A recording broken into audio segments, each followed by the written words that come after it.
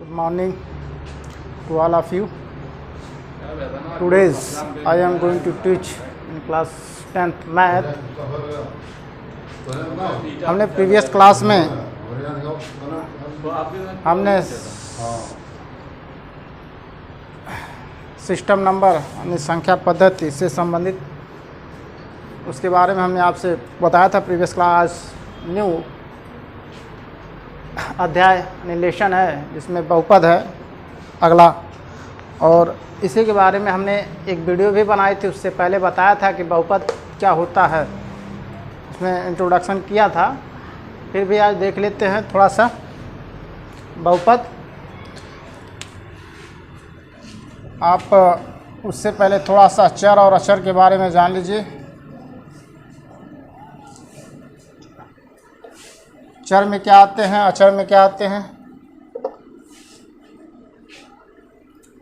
आप इसके बारे में अच्छी तरह से जान रहे हैं कि चर वे पद होते हैं जिसमें क्या आते हैं, अक्षर आते हैं।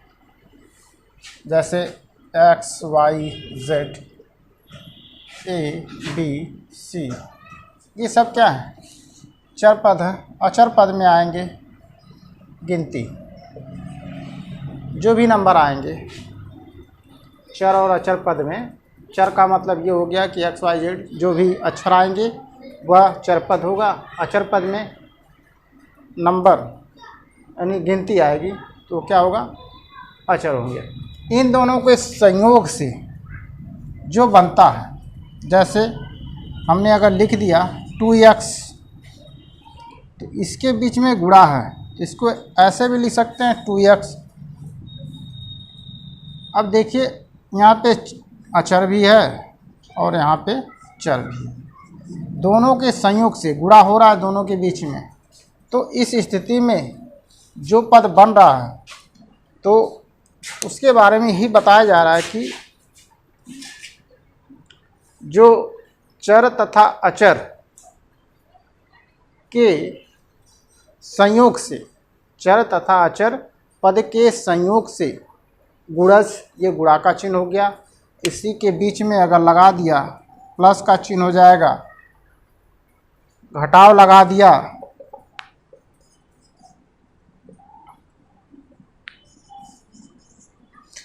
तो ये घटाना हो गया।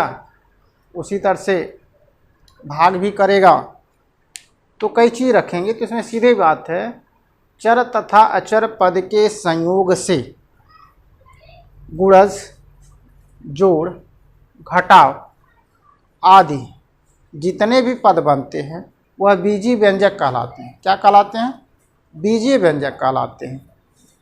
चर तथा अचर पद के संयोग से गुणज, जोड़, घटाव, भाग आदि जितने भी पद बनते हैं वह बीजीय व्यंजक कहलाते हैं। और बीजीय व्यंजक के जितने पद होते हैं, बीजीय व्यंजक के जितने पद होते हैं वह बहुपद कहलाते हैं। बीजीय व्यंजक में यह क्या है, यह बीजीय व्यंजक है, यह क्या है, बीजीय व्यंजक। तो यह सब जितने पद बनेंगे यह बहुपद कहलाएंगे। फिर से एक बात सुन लीजिए, चर तथा अचर राशियों के संयोग से गुणज, जोड़, घटाव, भाग आदि जितने भी पद बनते हैं वह बीजीय व्यंजक कहलाते हैं। क्या कहलाते हैं, बीजीय व्यंजक कहलाते हैं।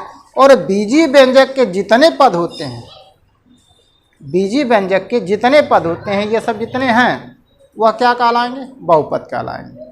ठीक, इतना जानिए, ये बहुपद हो गए। अब बहुपद के कुछ भाग हैं, प्रकार है उसमें, उसके बारे में थोड़ा जानते हैं। बहुपद क्या है, तो बहुपद के बारे में आपने जान लिया। तो अब इसमें कुछ आपसे पूछे जाएंगे, रैखिक बहुपद क्या होते हैं, रैखिक बहुपद क्या होते हैं, और उसके बाद आपसे द्विघाती बहुपद पूछेगा, त्रिघाती बहुपद पूछेगा, बहुपद ही पूछेगा। तो रैखिक बहुपद क्या होते हैं कि यदि हमने जितने भी बहुपद होंगे तो उसमें से कुछ ऐसे पद वाले होंगे जो एक घात वाले होंगे, कुछ ऐसे होंगे जो दो घात वाले होंगे, उन्हीं के बारे में जानना है।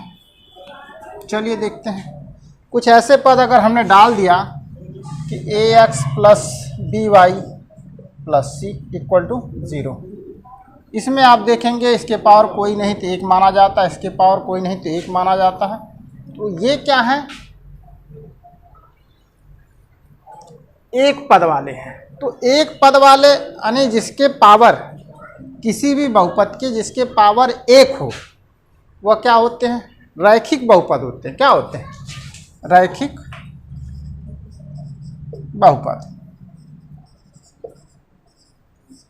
क्या इसमें बनेगा, बस एक लाइन में उत्तर। सीधा सा आप कोई सवाल करेंगे तो आप ऐसे भी लिख सकते हैं 2x plus Y equal to 0, एक हो गया। कोई और भी बना लीजिए, 4x minus 2y equal to 0।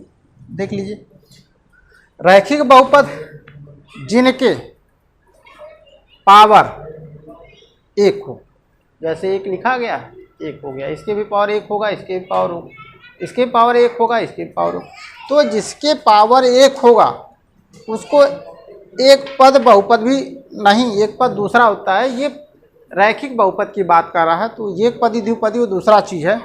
तो इसमें रैखिक बहुपद में जिसके पावर यानी घात 1 होगा वह क्या होगा, रैखिक बहुपद होगा। ठीक, अगर इसी के पावर यदि हमने अगर 2 कर दिया तो ये रैखिक बहुपद नहीं रह जाएगा। क्या हो जाएगा, ये अलग हो जाएगा, कुछ दूसरा बात आ जाएगी, इसमें दूसरी बात आ जाएगी, तो ये रैखिक बहुपद। तो बस सीधा सीधा जानना है कि जिसके पावर 1 होगा वह क्या होंगे, रैखिक बहुपद होंगे। ठीक, कंफर्म। अब आते हैं जरा सा इसके कुछ जाना, उसके बाद इसमें कुछ आते हैं द्विघात बहुपद, त्रिघात बहुपद।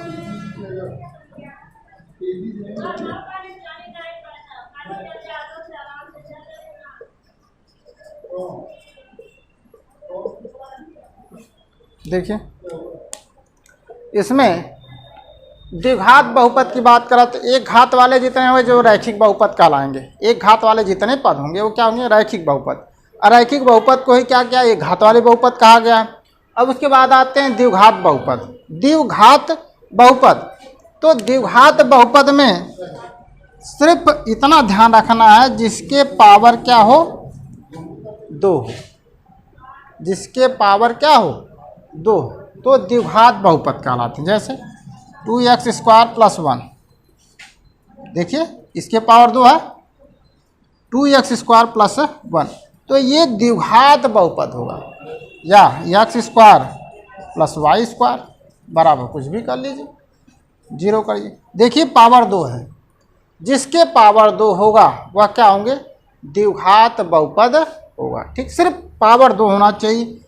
एक घात वाले पद में सिर्फ एक घात होगा तो दिखाई नहीं देता, उसको इसलिए रैखिक बहुपद कहते हैं। द्विघात वाले में दिखाई दे रहा है कि दो घात है, पावर में देखिए 2 घात है, इसलिए क्या द्विघात बहुपद हो गया।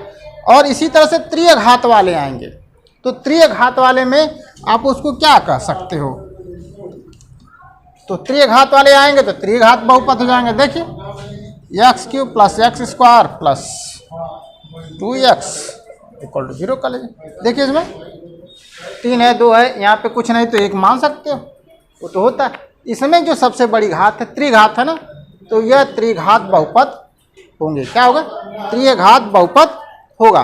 तो आपने स्थिति में जाना कि घात के पावर जितना रहेगा, सबसे बड़ा जो घात रहेगा उसको बड़ी घात वाले बहुपद कहेंगे। तो आप जैसे 4 आएंगे घात में, सबसे बड़ी घात है तो उसको 4 बहुपद कहेंगे, लेकिन 3 तक आता है उसके बहुपद ही हो जाएंगे खुद सब। तो 2-3 घात तक आएंगे। जो सबसे बड़ी घात कभी कभी पूछ देगा, x के पावर 5 आपसे मिलाने के लिए कह देगा 2x स्क्वायर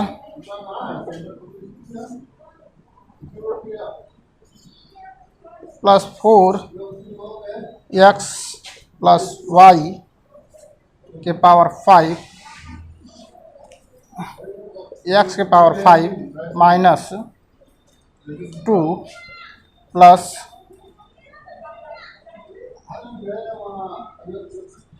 3x के पावर 4 3x पावर 4 प्लस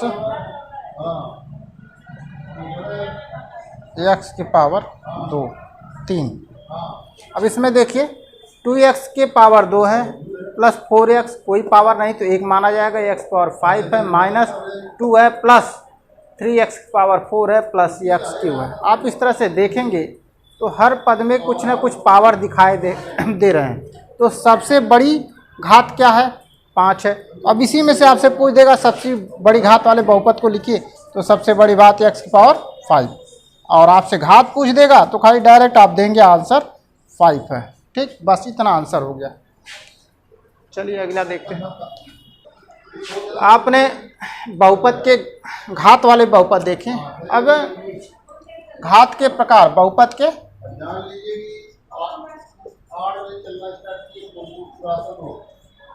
बहुपद के क्या हैं?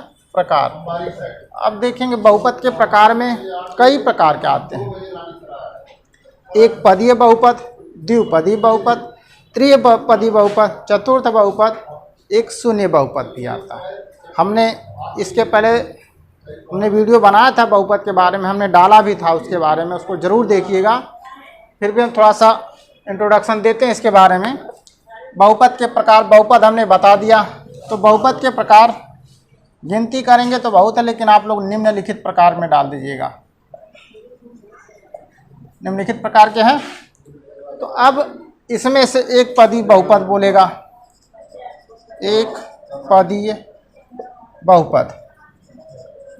ठीक, एक पदीय बहुपद जिसमें एक पद हो, क्या होंगे? जिसमें एक पद वाले होंगे वे एक पदीय बहुपद कहलाएंगे। जैसे आप कुछ भी ले लीजिए कि अगर हमने ले लिया x, यह बहुपद है कि नहीं? पहले ये बताइए, x बहुपद है कि नहीं है? बहुपद है। इसमें आप कह सकते हैं, इसको ऐसे भी लिखा जा सकता है 1 गुणे x बराबर x, वही चीज़ होता है। तो यह बहुपद है, तो ये एक पदीय बहुपद है। क्या है? एक पदीय बहुपद है। तो आप इसमें ऐसे भी लिख सकते हो, कुछ भी आप लिख सकते हो एक पदीय बहुपद में। तो आप x भी ले सकते हो, दूसरा 2x लिख सकते हो, 3y लिख सकते हो, और 4x स्क्वायर लिख सकते हो, 5y6 लिख सकते हो पावर में, या 10x के पावर 9 लिख सकते हो। यह है सब क्या है? एक पदीय बहुपद है। क्या है? एक पदीय बहुपद। लेकिन घात की बात कहेगा तो घात अलग हो जाएगा। ठीक है, ये क्या है? एक पदीय बहुपद है। एक पदीय बहुपद में आपने जाना कि जिसमें एक पद हो। देखिए सब, अभी हमें अगर द्विघात वाले बना देंगे तो 2x + 1 कर देंगे। देखिए एक पदीय हो गया, एक पदीय हो गया, तो 2 पद हो गए। इसमें अंतर है। एक पदीय बहुपद में आपने देखा सेम यही काम द्विपदीय बहुपद में आएंगे। तो द्विपदीय बहुपद में इसको थोड़ा सा और देखते हैं। बहुपद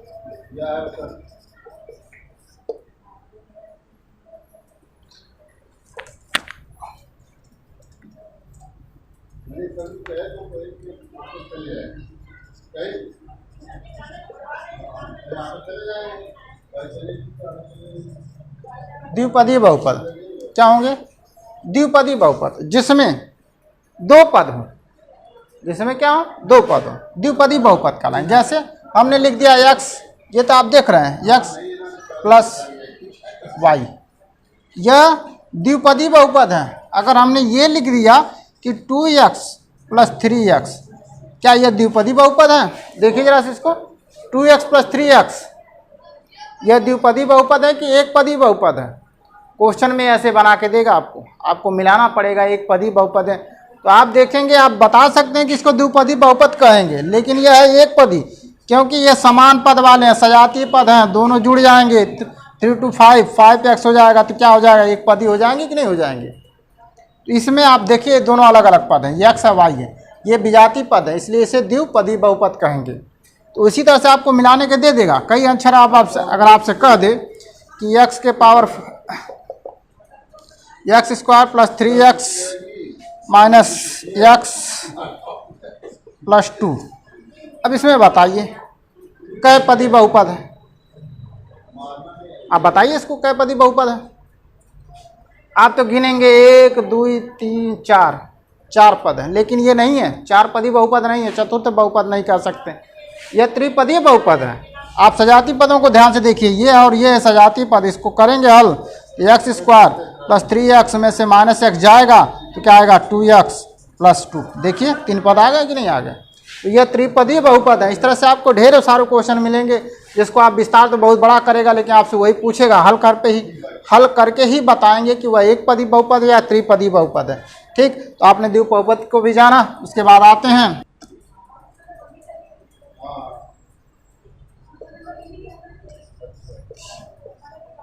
त्रिपदीय बहुपद।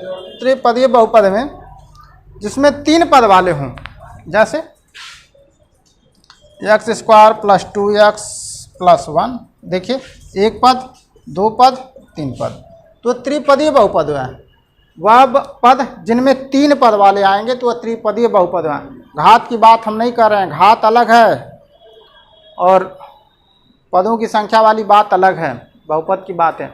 तो त्रिपदीय बहुपद जिसमें x square plus 2x plus 1, आप इसी तरह से लिख सकते हैं 3x Q plus X square plus 1, ये भी कर सकते हैं। ये भी आपका क्या है? त्रिघातीय बहुपद है। ठीक है, त्रिघातीय त्रिपदीय बहुपद है, घात की बात नहीं है। तो ये त्रिपदीय बहुपद हो जाएंगे। इस तरह से चतुर्थ बहुपद, चतुर्थ बहुपद जिसमें 4 पद वाले आएंगे, चतुर्थ बहुपद होगा। पंचम एक आता है लास्ट में शून्य बहुपद, उसके बारे में थोड़ा सा देखिए। इसमें शून्य बहुपद वह पद जिनके पावर यानी जिनके पावर या जिनके घात शून्य हो, शून्य पदी बहुपद कहलाएंगे। क्या होंगे? शून्य पदी बहुपद कहलाएंगे। तो आप सीधी बात कोई भी देख लेंगे तो कोई भी नंबर होंगे, जैसे अगर हम कह दें कि कोई नंबर आ जाएगा, इसमें सिर्फ नंबर ही आएंगे, चर पदों की संख्या नहीं आएंगी। जैसे 2 हो गया, ये क्या है? यह इसके क्या आपको दिख रहा है? एक पदी है, द्विपदी है, त्रिपदी है? नहीं, कोई नहीं। इसके पावर बस हमेशा याद रखिएगा शून्य होता है। क्या होता है? शून्य होता है। तो वह सब शून्य बहुपद वाले होंगे। कोई भी नंबर आएगा जिसके पावर कुछ नहीं दिखेगा तो शून्य बहुपद के तहत आएगा। ठीक है, तो आपने देखा कि बहुपद के प्रकारों में अच्छी तरह से आपने जाना, और हमने इसके पहले भी इंट्रोडक्शन दिया था। आज पूरे तरीके से हमने बहुपद के बारे में बताया। तो आज यह क्लास यहीं पर रोकते हैं। इसके तहत हम बता दें आप लोगों को, जितने भी बहुपद हमने बताए उसको ढंग से पढ़िए, उसके बाद ही क्लास में एक्सरसाइज लगाने में मज़ा आएगा। आप लोग बहुपद को नहीं तैयार करेंगे तो एक्सरसाइज में बहुत दिक्कतें आएंगी। तो जितनी थ्योरी बताई गई उसको तैयार करिए, लर्न करिए, याद करिए। बस आज के लिए इतना ही। धन्यवाद।